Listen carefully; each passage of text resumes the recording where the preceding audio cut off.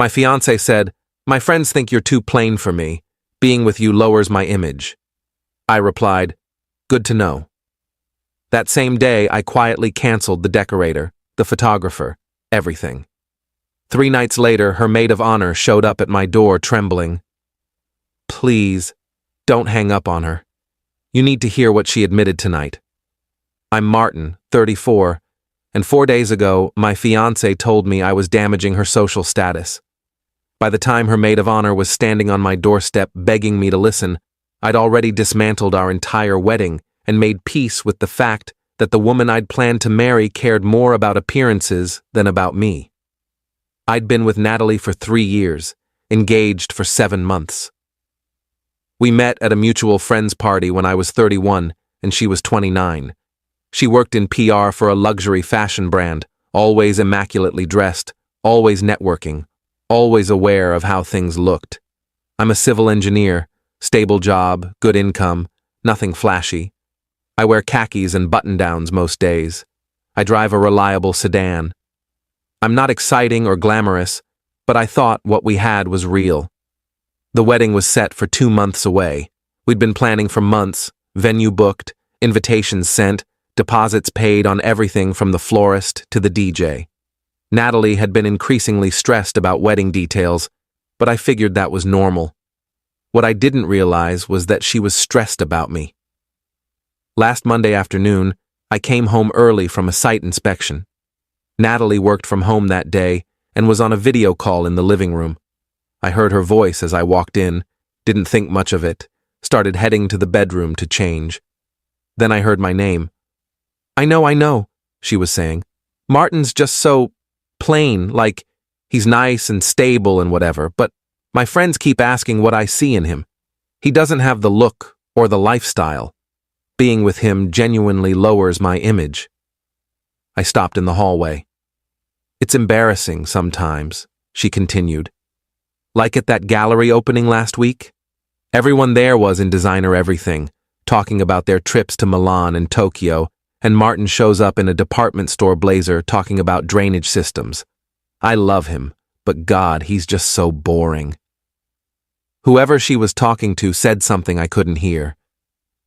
I don't know, Natalie sighed. The wedding's already planned. Maybe once we're married I don't know, work on his image, get him to dress better, network more. He just needs to be less himself.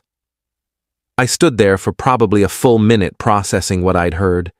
Then I quietly backed out of the apartment, went to my car, and drove to a coffee shop. I sat there for 2 hours thinking. My phone buzzed multiple times with texts from Natalie asking where I was. I didn't respond. I was too busy making a list of every wedding vendor we'd hired. By the time I went back to the apartment around 7 p.m., I'd made up my mind. Natalie was in the kitchen making dinner, acting completely normal. Where were you? She asked. I texted you like 5 times. Had some things to take care of. What things? Just work stuff. She seemed satisfied with that answer. We ate dinner, watched TV, went to bed. She had no idea I'd overheard anything, and I didn't tell her. Tuesday morning, after Natalie left for her office downtown, I started making calls. First, the venue. They had a cancellation policy that was brutal. We'd lose about 60% of our deposit, but I didn't care. Canceled. Then the photographer, the florist, the caterer, the DJ, the decorator Natalie had hired to do the reception setup. One by one, I canceled everything. Some vendors were understanding, some were annoyed. All of them processed my cancellations. The wedding dress was already paid for, and in Natalie's possession, nothing I could do about that. Same with the invitations, already sent. But everything else that could be canceled, I canceled. By Tuesday afternoon, I'd dismantled our entire wedding. I'd lost thousands in deposits, but I didn't care. I wasn't going to marry someone who thought I was an embarrassment, who saw me as a project to be fixed, who told her friends that being with me lowered her image. That evening, Natalie was talking about final details for the wedding. Which wine to serve, whether to have a chocolate fountain, all these little decisions. I just nodded along, gave opinions when she asked, acted normal. She had no idea that none of it mattered anymore because there wasn't going to be a wedding. Wednesday morning, I packed a bag while Natalie was in the shower. Not everything, just enough for a few days. When she came out, I was sitting on the bed. "I'm going to stay at my brother's place for a bit," I said. "What? Why?" "I need some space, wedding stress. Just need a few days to clear my head." She looked concerned, but not alarmed. "Okay, do you want to talk about what's bothering you?" "Not right now. I just need some time." She accepted that, kissed me goodbye, told me to text her later. I left. I went to my brother David's house. He lives about 30 minutes away, has a spare room, and asked no questions when I showed up with a bag. "Everything okay?" he asked. "Not really. I'll explain later." That evening, Wednesday evening, I got my first text from the venue. They'd sent a confirmation email to both me and Natalie about the cancellation. Standard procedure. Natalie called immediately. "Martin, I just got an email saying our venue is canceled. Is this a mistake?" "No mistake." "What do you mean, no mistake? Why would they cancel?" "I canceled it Tuesday morning." "You, what? Why would you cancel our wedding venue?" "Because I'm canceling the wedding." Silence. Then, "What are you talking about?" "I'm talking about the fact that I overheard your video call on Monday. The one where you told whoever you were talking to that I'm plain, boring, and being with me lowers your image. The one where you said I'm an embarrassment." More silence. Then quietly, "You heard that?" "Every word." "So yeah, I canceled the venue. And the photographer. And the florist, caterer, DJ, decorator, all of it. There's no wedding, Natalie, we're done." "Martin, wait, let me explain." I hung up. She called back immediately. I didn't answer. She texted, "Please let me explain." It wasn't how it sounded. I was venting. "Please." I turned off my phone. Update 1. Thursday. I took a personal day from work. Spent most of it at David's, watching TV, not really processing anything. My phone was still off. David finally asked what was going on around lunchtime. I told him everything. The overheard conversation, the canceled wedding, all of it. He just shook his head. "Jesus, man, I'm sorry, that's brutal. Am I crazy for canceling everything without talking to her first? Are you kidding? She told someone you're an embarrassment, that you lower her image. What were you supposed to do, marry her anyway and hope she stops being ashamed of you?" He had a point. Thursday evening, I turned my phone back on. 73 notifications. Texts from Natalie, voicemails from Natalie, missed calls from Natalie, texts from her friends, texts from my friends asking what was going on. I ignored all of them except one, a text from my mom asking if I was okay. I called her. "Martin, honey, what's happening? Natalie called me crying saying you canceled the wedding." "I did. It's complicated, Mom. But yeah, there's no wedding." "What happened?" I told her. She was quiet for a long moment. Then, "Oh, sweetheart, I'm so sorry. You did the right thing." "Did I? I lost thousands of dollars in deposits. I blew up a 3-year relationship without even having a conversation." "You didn't blow anything up. She did when she decided you weren't good enough for her image. You just refused to accept that treatment. That's not the same thing." We talked for another hour. My mom has always been good at seeing through nonsense. By the end of the call, I felt more certain about my decision. Friday morning, I texted Natalie. "I'm at David's. I'll come by the apartment Sunday to get more of my things. Please be out when I'm there." She responded immediately. "Please, can we just talk in person? I made a terrible mistake. I didn't mean what I said." "You absolutely meant it. Sunday, noon, don't be there." I spent Friday and Saturday in a weird limbo. Not really sad, not really angry, just numb. David kept checking on me, making sure I ate, not pushing me to talk when I didn't want to. Saturday night around 10 p.m., there was a knock at David's door. He answered it. I heard a woman's voice, then David came to the spare room. "It's someone named Claire. Says she's Natalie's maid of honor. Says it's urgent." I went to the door. Claire was standing there looking genuinely upset, almost trembling. We'd met a few times. She and Natalie had been friends since college.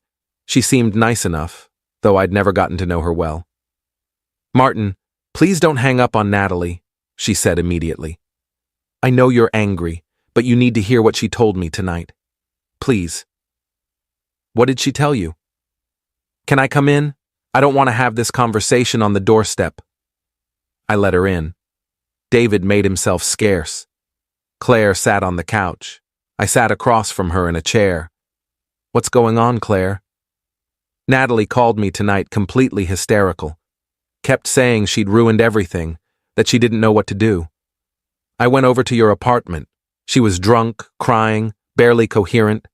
I asked her what happened and she told me about the video call you overheard."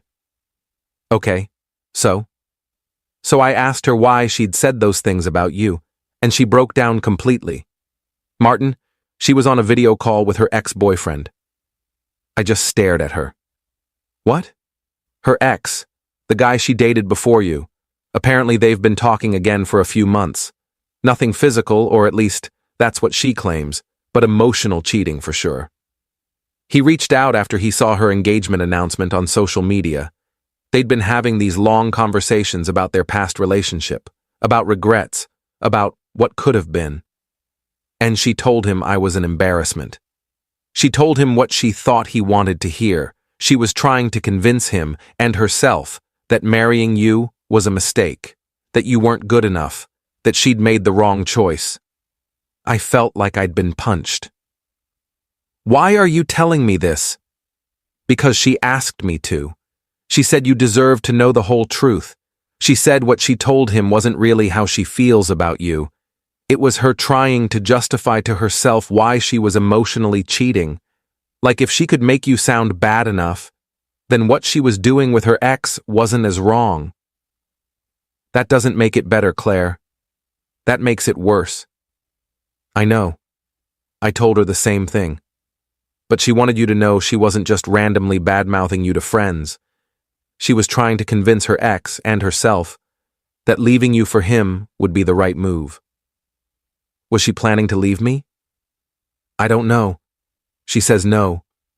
She says she loves you and was just confused and made terrible choices. But honestly, I think she was testing the waters, seeing if her ex would take her back. When you overheard and canceled everything, it forced her hand before she was ready. Update 2. Claire left around 11 p.m. Said Natalie wanted to talk to me, wanted to explain everything herself, begged me to hear her out. I said I'd think about it. She gave me this sad look and said, "For what it's worth, I think you deserve better than this." But I promised her I'd try. Sunday morning, I went to the apartment as planned. Natalie wasn't there. She'd respected my request to leave. But she'd left a letter on the kitchen counter. 6 pages, handwritten, explaining everything. She confirmed what Claire told me. Her ex, Blake, had reached out 4 months ago. They'd been talking regularly. She'd developed feelings again. Or maybe they'd never gone away. She'd been confused about whether she was making the right choice marrying me. The video call where she'd trashed me was her trying to convince Blake that she wasn't happy, that I wasn't right for her, that they should try again. But Blake had told her no. He was seeing someone else seriously and wasn't interested in reviving their relationship. That was why Natalie had stayed with me, was going through with the wedding, because her backup plan hadn't worked out. The letter was full of apologies. She said she did love me, that she'd made terrible mistakes, that she wanted to fix things. She said she'd cut off contact with Blake completely. She said she was so sorry for hurting me. I read it twice. Then I tore it up and threw it away. I packed up my things, clothes, books, personal items. Took about 3 hours. Left my key on the counter, left a note of my own. "We're done. Don't contact me again. I've already started the process of getting my name off the lease. You have 60 days to refinance or find a new place." I went back to David's. That afternoon, I called my lawyer to discuss the lease situation and any other loose ends.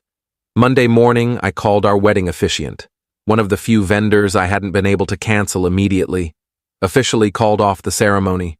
By Monday evening, I'd closed the loop on everything, No wedding, no fiancé, no shared apartment. Clean break. Update 3. It's been 3 weeks since I overheard that video call. The wedding would have been next month. Instead, I'm living temporarily at David's while I look for my own place. Natalie has tried to reach out multiple times. Texts, emails, showing up at David's place once until he told her to leave. She wants closure, wants to explain, wants to apologize in person. I've ignored everything. There's nothing she can say that would change what happened. Claire texted me about a week after that Saturday night conversation. I'm sorry for how this all turned out. Natalie is genuinely devastated. She knows she screwed up. I'm not asking you to forgive her, but I thought you should know she's struggling. I responded, I appreciate you being honest with me, but her being devastated doesn't change what she did. She tried to trade me in for an ex who didn't want her. I was her second choice, her backup plan. I deserve better than that. Claire wrote back, You're right. You do deserve better. I told her the same thing. I'm sorry you went through this. That was the last time we communicated. My parents have been supportive. My mom keeps saying I dodged a bullet. My dad told me he was proud of me for standing up for myself, which coming from him means a lot. Friends have been divided. Some think I overreacted by canceling everything without confronting Natalie first. Others think I did what needed to be done. The financial hit was significant. Between lost deposits and breaking the lease early, I'm out about $18,000. Expensive lesson, but worth every penny to avoid marrying someone who saw me as an embarrassment and a placeholder. I found an apartment last week. Small 1-bedroom, nothing fancy, but it's in a good neighborhood and the rent is reasonable. I move in next weekend. Fresh start. Final update. It's been 4 months since I canceled the wedding. The date we would have gotten married came and went 2 months ago. I spent that day hiking with David, deliberately not thinking about what might have been. I'm settled into my new apartment now. It's small, but comfortable. I've been focusing on work, picked up some freelance consulting projects on the side, started going to the gym regularly, reconnected with friends I'd neglected during the relationship. I'm doing okay. Natalie reached out one last time about 6 weeks ago. She sent a long email, not asking to get back together, just apologizing and explaining. She said she'd been in therapy, working through why she'd sabotaged our relationship. She said she realized she'd never fully gotten over Blake, that when he reached out, it reopened old wounds she thought had healed. She said seeing me as plain or boring was her projecting her own insecurities, trying to justify to herself why she was emotionally cheating. The email ended with, I know you'll never forgive me, and I don't expect you to. I just wanted you to know that losing you was the biggest mistake of my life. You were good to me, and I threw it away for someone who didn't want me. I'm sorry for wasting 3 years of your life. You deserve someone who sees how incredible you are, not someone who tries to change you. I hope you find that person. I read it once and deleted it. Didn't respond. There was nothing to say. I ran into one of Natalie's friends last month. Not Claire, someone else from her circle. She recognized me at a coffee shop and came over to say hi. We chatted briefly. She told me Natalie had moved to a different city, took a new job, was trying to start fresh. I said I hoped things worked out for her. The friend gave me this sympathetic look and said, She really did love you, you know. She just didn't know how to handle it when her past came back. I just nodded. Maybe she did love me. Maybe she didn't. Either way, it doesn't change what she did. I went on a few dates recently. Nothing serious yet, but I'm open to it. I'm more cautious now about red flags, about people who see me as a project to be improved rather than a person to be appreciated. I know what I bring to a relationship: stability, loyalty, consistency. Those aren't exciting qualities, but they're valuable. If someone can't see that, they're not right for me. David asked me last week if I regretted how I handled everything, if I wished I'd confronted Natalie immediately instead of just canceling everything and leaving. No, I said.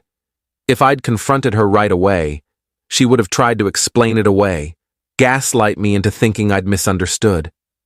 By the time I found out about Blake, the wedding was already canceled, and I was already out.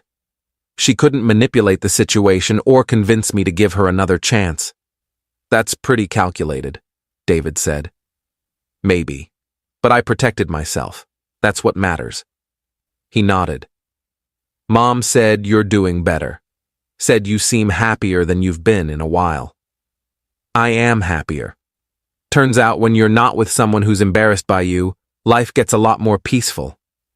I learned a lot from this situation. I learned that when someone tells you who they are, believe them the first time. Natalie told her ex actually, but I overheard, that I was too plain for her, that being with me lowered her image. That was the truth. Everything that came after, the apologies, the explanations, the therapy revelations, was just her trying to manage the fallout. I learned that being someone's backup plan is worse than being alone. Natalie would have married me not because she chose me, but because Blake didn't choose her. I would have been her consolation prize, the safe option when the exciting option wasn't available. I deserve better than that. I learned that canceling a wedding is expensive, but not as expensive as divorcing someone who never really wanted you in the first place. Most importantly, I learned that I'm enough exactly as I am. I'm a civil engineer who wears khakis and drives a practical car.